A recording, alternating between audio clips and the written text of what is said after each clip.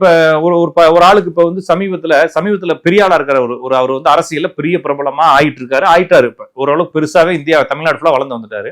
அவருக்கு வந்து ஒரு குறிப்பிட்ட வருஷத்துக்கு முன்னால ஒரு ஜோசியரை பார்த்து பேர் மாத்துறாங்க. அது அவரே மேடையில சொல்லிக்கிறாரு. அவர் மாத்தி கொடுத்தது ஒரு பேர் மாத்தி கொடுத்துட்டாரு. திருன்னு ஆரம்பிக்கிற பேரை மாத்தி கொடுத்துட்டாரு. அவருக்கு திருனா வந்து சுக்கிரன் பேரு. யாருக்கெல்லாம் சுக்கிரனுடைய பேர் திருன்னு பேர் இருக்கும், ஸ்ரீனு பேர் இருக்கும், செல்வின்னு பேர் இருக்கும், லட்சுமின்னு பேர் இருக்கும், அந்த குடும்பத்துல எல்லாத்துக்குமே கல்யாணம் ஆகிறதுல டிலே ஆகும். அப்ப அவருக்கே திருன்னு பேர் வச்சுட்டாங்க. அதுக்கு பின்னால ஒரு பிட்டு பேர் வருதுன்னு வச்சுக்கோங்களேன். அவருக்குன்னு கல்யாணம் ஆகாம சுத்திட்டு இருக்காரு. அவர் வந்து சக்சஸ் ஆயிட்டார் அரசியல், ஆனா இன்னும் கல்யாணம் ஆகல, குடும்பத்துல சக்சஸ் ஆகல. காரணம்னா அது ஒரு பேர். அப்ப பேரை மாத்துறேன்ற பேர்ல நீங்க கோக்குமாக்கா வச்சு வேற விஷயத்தை கெடுத்தீங்கன்னா ஜாதத்துல கூடியது அதை என்ன பண்ணா உங்களுக்கே தெரியாம உங்களை ரூட் எடுத்து வரும். ஏன்னா நீங்க புரிஞ்சுக்க வேண்டியது, ஜாதத்துல கூடிய பேர்கள் கிரகங்களால் வருகிறது.